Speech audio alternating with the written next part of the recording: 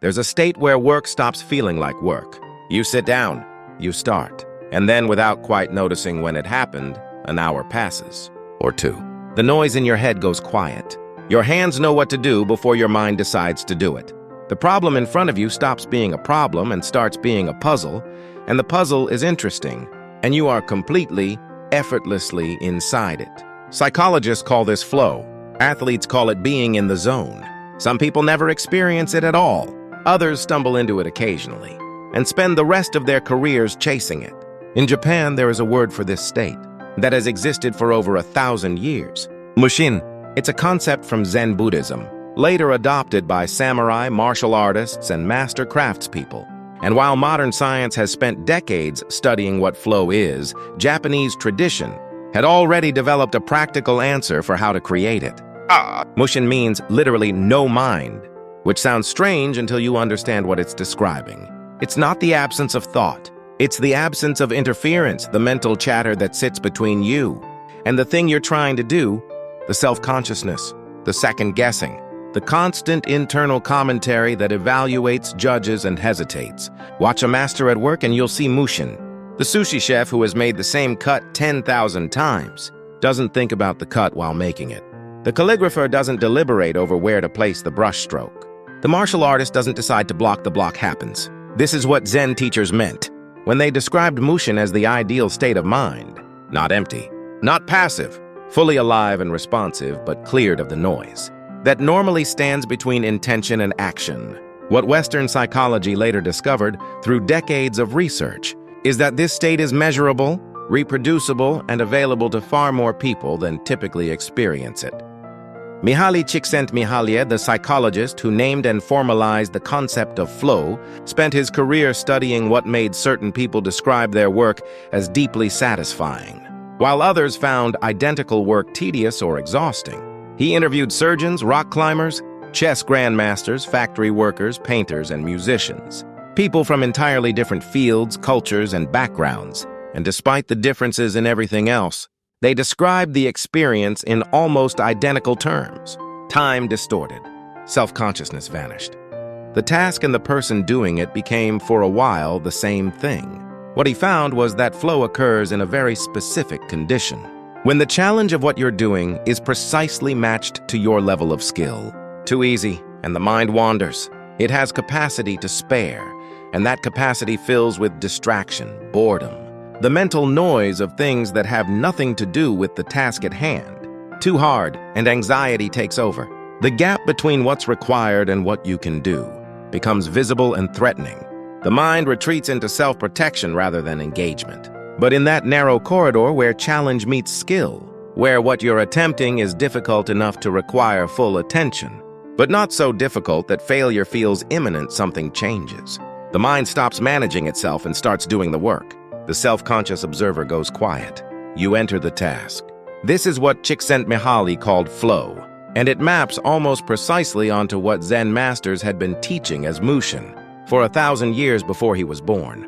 The neuroscience adds one more layer.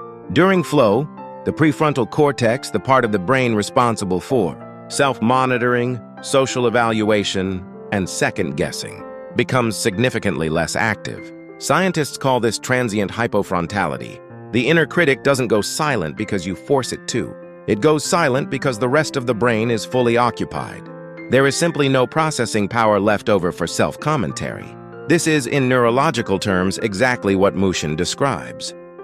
Here's what most people get wrong about flow. They think it's something that happens to you, a gift from the right circumstances. The right project, the right mood, the right coffee, the right song on at the right moment. Something you can't engineer, only wait for. This is not how Mushin was understood in Japanese tradition, and it's not what the research shows either. Flow is a state you can learn to enter. Not perfectly, not always, but consistently enough that it becomes a practice, rather than an accident. The Japanese approach to this was indirect, which is characteristic of how Zen tends to work. You don't chase Mushin directly. Chasing it is precisely what prevents it. Instead, you create the conditions that allow it to arise. The first condition is ritual. Every serious practitioner, the swordsman, the potter, the tea master, began their practice with a precise and unchanging sequence of actions before the real work started. The tea ceremony is the most well-known example. The specific movements, the exact sequence of preparing the utensils, the particular way of folding the cloth, none of this is strictly necessary to make tea, but all of it serves a function. It is a signal to the mind that performance is beginning. Neuroscience now confirms what Japanese tradition intuited. Consistent pre-task rituals activate a kind of mental mode switching, signaling to the brain that the casual, wandering default state of mind should give way to focused attention. Athletes who use pre-performance routines demonstrate measurably higher consistency. The ritual isn't superstition. It's a transition protocol. If you want flow, you need a ritual, the same small sequence of actions that you perform before beginning serious work.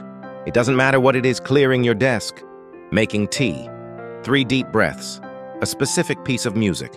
What matters is consistency, done the same way every time, before every session, until the ritual itself becomes the trigger. The second condition is removing the opponent within. Mushin was developed in contexts where performance under pressure was life or death. A samurai who paused to think in the middle of combat was already defeated. The self-conscious mind, the one that evaluates, doubts, worries about outcome, was the enemy. What practitioners understood is that this internal opponent is not defeated by fighting it. Telling yourself to stop thinking doesn't stop the thinking. Trying to force your mind quiet makes it louder. Instead, the training was designed to make technical execution so thorough, so deeply absorbed into muscle, memory, and instinct that conscious management became unnecessary.